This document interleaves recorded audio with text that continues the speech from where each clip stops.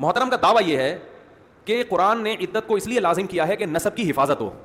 عورت فوراً طلاق ہوتے ہی کہیں شادی کرے گی تو یہ کنفیوژن ہو سکتی ہے کہ اس سے جو بچہ پیدا ہو رہا ہے ہو سکتا ہے پہلے والے کا ہو, تو پتہ نہیں چلے گا پہلے والے کا یا دوسرے والے کا. لہذا جہاں یہ کنفیوژن ختم ہو وہاں عورت کے لیے عدت گزارنا ضروری نہیں ہے. چنانچہ اگر الٹرا ساؤنڈ کے ذریعے یا ٹیسٹ کے ذریعے پتہ چل جائے طلاق کے بعد یا شوہر کے انتقال کے بعد کہ اس کے پیٹ میں, اس کے رحم میں بچہ نہیں ہے, اس کا رحم بالکل خالی ہے, تو اگلے دن کہیں شادی کر سکتی ہے. وہ قرآن کا اگر مطالعہ کر لیتے تو پتہ چل جاتا کہ یہ ساری تقریر غلط ہے. قرآن کہہ رہا ہے کہ واللائی لم یحزن, کہ وہ عورتیں جن کو ابھی حیض آنا شروع ہی نہیں ہوا ہے ان کو اگر طلاق ہو جاتی ہے تو ان کی عدت 3 مہینے ہے. سورہ طلاق 28ویں پارے میں. جس عورت کو ابھی حیض آنا شروع ہی نہ ہوا ہو اس کو پریگنینسی کا چانس بولو بھائی نہیں ہوتا, وہ تو نابالغ بچی ہوتی ہے. اور آپ کہہ سکتے ہیں کہ اس سے وہ مراد ہے جو کسی بیماری کی وجہ سے حیض ہی نہ آیا ہو, تو قرآن نے آگے اس کا رد کر دیا. واللائی یئسن من المحیض من نسائکم ان ارتبتم فعدتهن 3 اشہر واللائی لم یحضن. فرمائے جو عورتیں حیض سے مایوس ہو چکی ہیں, یعنی اب ان کو حیض آنا بند ہو گیا, بوڑھی ہو گئی ہیں عورتیں, تو بوڑھی عورتوں کی عدت 3 مہینے ہے. غامدی صاحب کہہ رہے ہیں اگر بڑھاپا ہے اور حمل کا چانس نہیں ہے تو ان سب مسائل کی ضرورت نہیں ہے. تمہاری عورتوں میں سے جو حیض سے مایوس ہو چکی ہوں اور وہ بھی جنہیں حیض کی عمر کو پہنچنے کے باوجود حیض نہیں آیا, ان کے بارے میں اب یہ سنیے, ان کے بارے میں اگر کوئی شک ہے تو ان کی عدت 3 مہینے ہوگی. اگر کوئی شک ہے تو جو آخری اجتہادی اطلاق میں زیر بحث لانا چاہتا ہوں وہ عدت کے بارے میں آپ کی ایک اطلاقی رائے ہے. آپ کا یہ کہنا ہے کہ اگر عدت کے دوران یہ بات فیصلہ کن طور پر واضح ہو جائے کہ پیٹ خالی ہے تو پھر عدت کی جو مدت قرآن نے مقرر کی ہے وہ گزارنا لازم نہیں رہتا. عدت کی علت استبراء رحم میں معلوم ہو جائے کہ عورت کا پیٹ خالی ہے. اس کو علماء کرام نہیں مانتے. ان کے استدلال کا خلاصہ میں آپ کی خدمت پر رکھ دیتا ہوں. وہ فرماتے ہیں کہ قرآن نے عدت کی مدت خود مقرر کی ہے 3 حیض یا 3 مہینے. اسے مقصد کی بنیاد پر بدلا نہیں جا سکتا. عدت کا مقصد صرف حمل کو جانچنا نہیں ہے بلکہ اس کے سماجی, اخلاقی, خاندانی اور نکاح و طلاق کے نظام سے متعلق کئی اور ضمنی مقاصد بھی ہیں. میڈیکل ٹیسٹ عام طور پہ قطعی نہیں ہوتے, ابتدائی اسٹیج پر یہ غلط ثابت ہو سکتے ہیں. لہٰذا ایک غیر قطعی چیز کی بنیاد پر ایک قطعی حکم کو منسوخ نہیں کیا جا سکتا. اس طرح یہ فرماتے ہیں کہ عبادات اور منسوس احکامات مدت کے ساتھ بندھے ہوئے ہوتے ہیں. مقصد پورا ہونے کے باوجود مدت قائم رہتی ہے, اور اگر اس مدت پر عمل درآمد نہ کیا جائے تو حکم پر عمل درآمد نہیں ہوتا. اور ساتھ ساتھ ہر ایک مسئلے کی طرح اس پر اجماع کا بھی دعویٰ کیا جاتا ہے ہم صاحب کہ اللہ تعالیٰ نے جو حکم دیا ہے وہ صرف اس لیے نہیں ہے, یہ تو ایک مقصد تھا کہ معلوم ہو جائے اور بھی مقاصد ہیں کہ عورت وہاں پر رہے گی, کچھ دونوں میں میل ملاپ پیدا ہو جائے گا, اس دوران دل نرم ہوں گے, دوبارہ سے خاندان کا ادارہ مستحکم ہوگا. تو آپ نے ایک چیز کو علت قرار دے کے جو باقی قرآن مقاصد حاصل کرنا چاہتا تھا ان سب کو فوت کرتی. ہم جب کسی حکم کی علت متعین کرتے ہیں تو 2 ہی صورتیں ہوتی ہیں. ایک یہ کہ وہ علت قرآن مجید نے باللفظ بیان کر دی ہے, جی قرآن مجید میں اس طریقے سے بیان ہو گئی ہے کہ اس کو وہاں سے اخذ کیا جا سکتا ہے. اور دوسرے یہ کہ وہ احکام پر ان کا اطلاق کر کے بتاتا ہے اور اس طریقے سے علت کو متعین کر دیتا ہے. جی علت کے بارے میں یہ طے ہے کہ ان الحکم یدور مال اللہ وجودم و عدمہ. جو ارشاد بھی اللہ تعالیٰ نے فرمایا ہے, جو حکم بھی دیا ہے, جس چیز کی بھی ہدایت کی ہے, اس کا ایک ریشنیل ہے, وہ اسی پر مبنی ہوتی ہے. اس کا مقصد سے کوئی تعلق نہیں ہے. یعنی ایک چیز وہ ہے جس پر حکم قائم ہوتا ہے, جی جس کی بنیاد پر حکم دیا گیا ہے, اور ایک اس کے مقاصد ہیں. وہ 1 بھی ہو سکتا ہے, 2 بھی ہو سکتے ہیں, 10 ہو سکتے ہیں. مقاصد علت کی بحث میں زیر بحث ہی نہیں آتے. اچھا, اب عدت کے بارے میں یہ دیکھیے کہ اللہ تعالیٰ نے کس طریقے سے اس کو واضح کیا ہے. الفاظ میں تو یہ بات نہیں ہے, لیکن قرآن مجید نے جہاں جہاں طلاق کے احکام بیان کیے ہیں ذرا ان کو دیکھیے کہ وہ کس طرح سے اپنا مدعا اطلاق کر کے واضح کر رہا ہے. یہ دوسرا طریقہ ہے, یعنی خود مختلف صورتوں پر اطلاق کر کے بتا دیا جائے کہ یہ علت پیش نظر ہے, یہ چیز اس میں مضمر ہے, اس کی بنیاد پر حکم دیا گیا ہے, یہ اس کا ریشنیل ہے. سورہ طلاق میں سب سے پہلے قرآن مجید نے اپنا حکم بیان کیا ہے. اس پورے حکم کو پڑھنے کی ضرورت نہیں ہے, میں چند ضروری چیزوں کی طرف اشارہ کر دیتا ہوں. وہ شروع یہاں سے ہوتا ہے کہ یا ایھا النبی اذا طلقتم النساء فطلقوہن لعدتہن واحصوا العدۃ واتقوا اللہ ربکم. اے نبی تم لوگ اپنی بیویوں کو طلاق دو تو ان کی عدت کے حساب سے طلاق دو اور عدت کا زمانہ ٹھیک ٹھیک شمار کرو اور اللہ سے ڈرتے رہو جو تمہارا پروردگار ہے. یہ اللہ تعالیٰ نے عدت کے بارے میں حکم بیان فرمایا. عدت کتنی ہوتی ہے؟ اس سوال کا جواب سورہ بقرہ میں آیت 282 میں دیا ہے. ابھی جو میں نے آیت پڑھی یہ سورہ طلاق کی ابتدا میں ہے.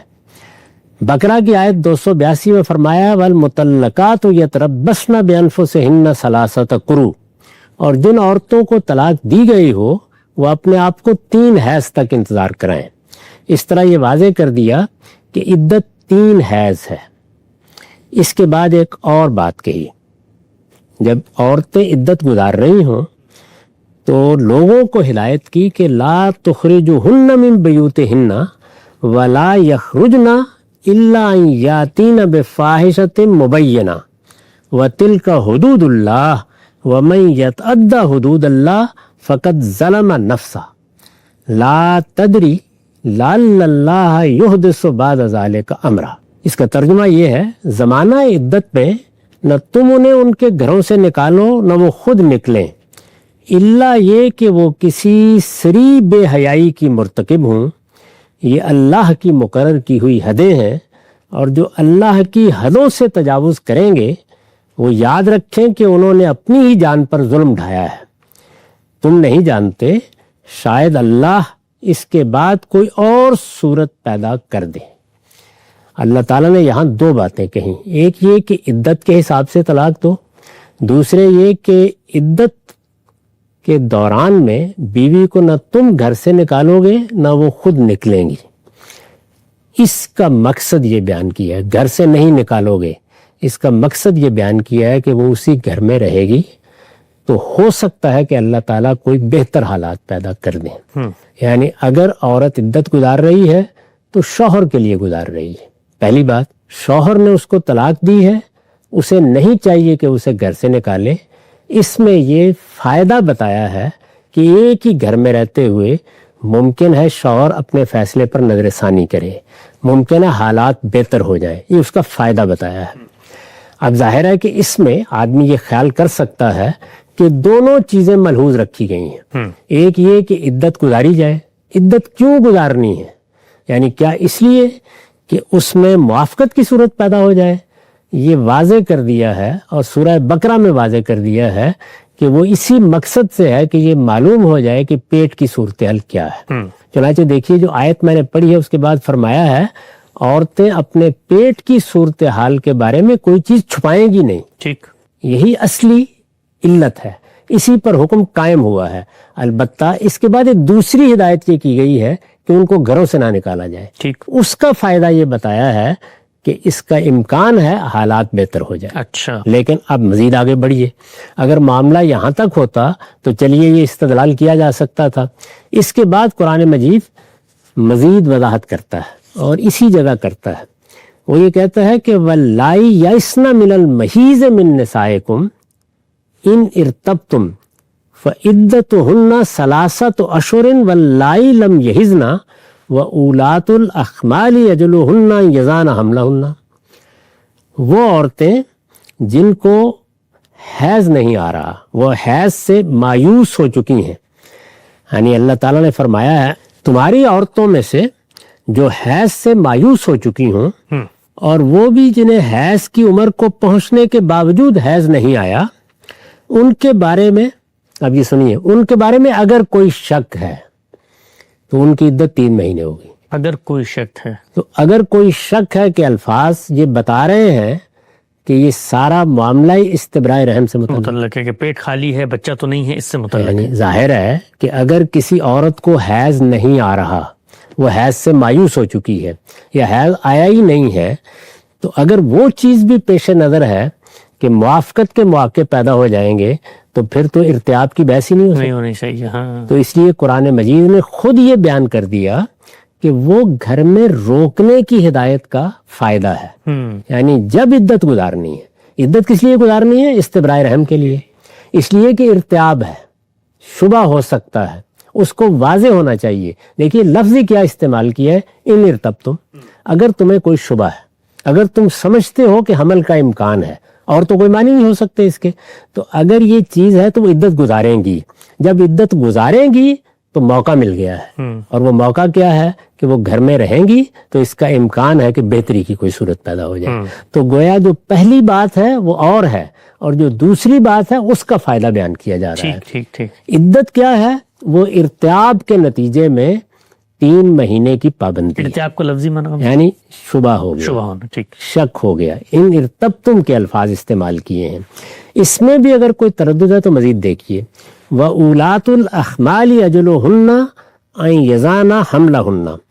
اس کے بعد یہ فرمایا ہے تمہاری عورتوں میں سے جو حیض سے مایوس ہو چکی ہوں اور وہ بھی جنہیں حیض کی عمر کو پہنچنے کے باوجود حیض نہیں آیا, ان کے بارے میں اگر کوئی شک ہے تو ان کی عدت 3 مہینے ہوگی.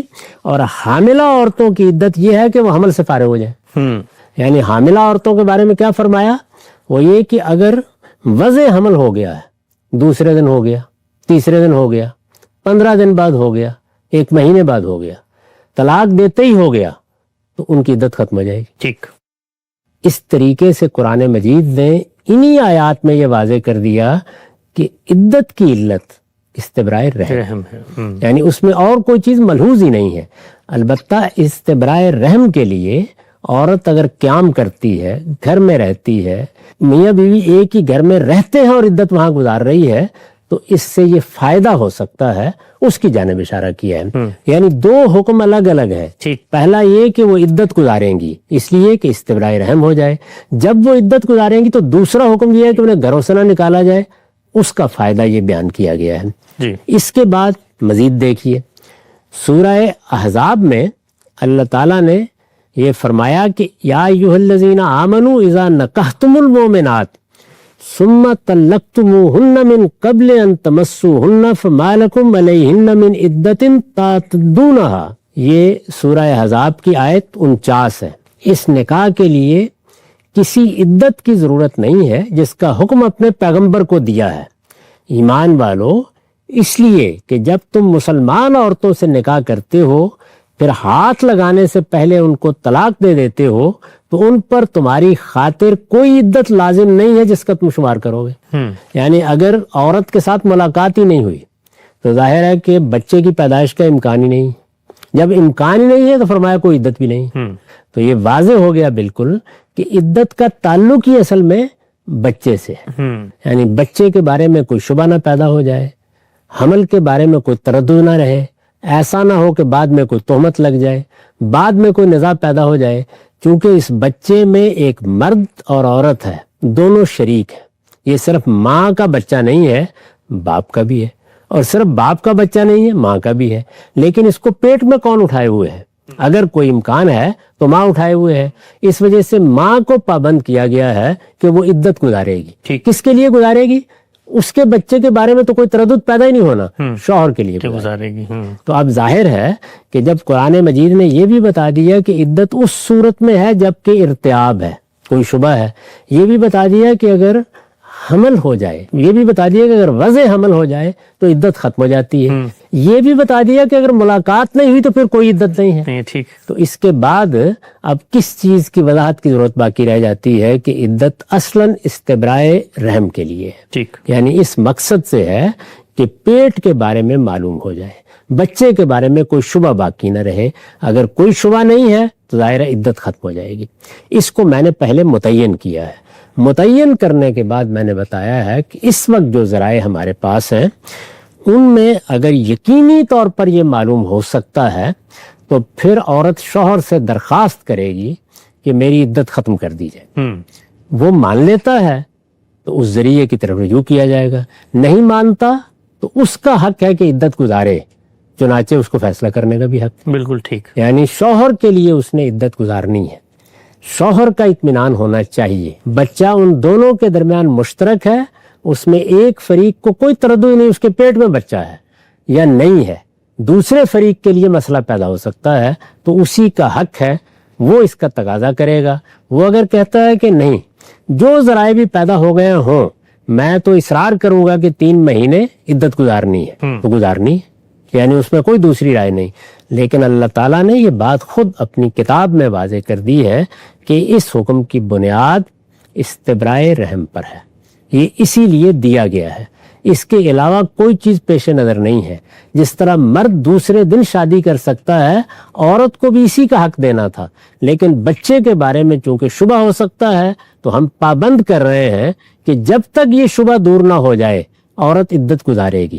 تو یہ شبہ یہ دیکھیے کہ اگر 3 مہینے کے ایام دیکھنے کے بعد دور ہو گیا تو اجازت دے دی گئی، یہ وضع حمل سے دور ہو گیا تو اجازت دے دی گئی، اگر کوئی ملاقات کی صورت ہی نہیں ہوئی تو امکان ہی نہیں ہے، اجازت دے دی گئی۔ تو اس سے اللہ تعالیٰ نے خود واضح کر دیا کہ عدت کی علت کیا ہے اور اس کو کس طریقے سے دیکھنا ہے۔ اس سے متعلق جو باتیں آپ نے فرمائی ہیں وہ میرے نزدیک قرآن مجید کے بالکل خلاف ہے۔ نقطہ نظر واضح ہو گیا۔ اس پروگرام کے